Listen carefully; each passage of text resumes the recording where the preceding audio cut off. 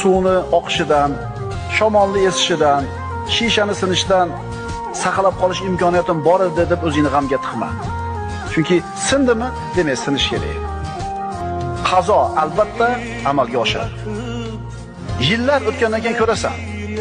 Tushunyapsizmi? Sizni ustingizda qanaqa taqdir bo'lgan bo'lsa, bu yaxshilik siz uchun. O'shuning uchun alhamdulillahi robbil alamin deng. Demasangiz ham shu holat.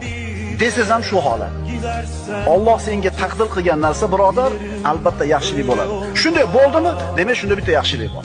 Hayotni boricha qabul qil, birodar. Sen o'zgartira olmaydigan narsalarga siqilib umringni boy berib qo'yma. Sen o'zgartira olmaydigan ishlar bor. Bular haqida siqiladigan bo'lsang, umringni boy berasan. Umr esa juda ham qisqa. Bu dunyo 1 soatlik umrga o'xshaydi. 1 soat. Ana shu 1 soatni ibodatga aylantir. Shuning uchun, birodar, hayotni boricha qabul qil. Xayollarga berilma, orzular dunyosida yashama. Shu dunyoda yashashga o'zingni ko'ndir. Issiq sovuqga chidashga o'rgan. Bu dunyoda doimo vafodor do'st topilavermaydi. Doim ko'ngli yoqadigan ish topilavermaydi. Chunki bekamni ko'z mukammal bo'lish bu dunyoda sifat emas, birodarlar. Bir kam dunyo. U mukammallik naryoqda bo'ladi. Ideallik naryoqda bo'ladi, jannatda bo'ladi. Shuning uchun dunyoni boricha qabul qil.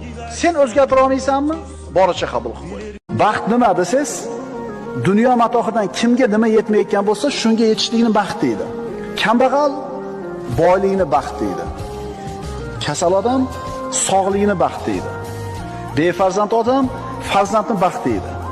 Uysiz odam uyni baxt deydi. Qarab turinglar, mana dunyo matohida kimi qo'lida nima yo'q bo'lsa, dunyo matohida shunga erishishlikni baxt deb o'ylayapti. O'zi asli haqiqiy saodat oxiratda bo'ladi. Haqiqiy baxtsiz insonlar oxiratda jahannamda bo'ladi.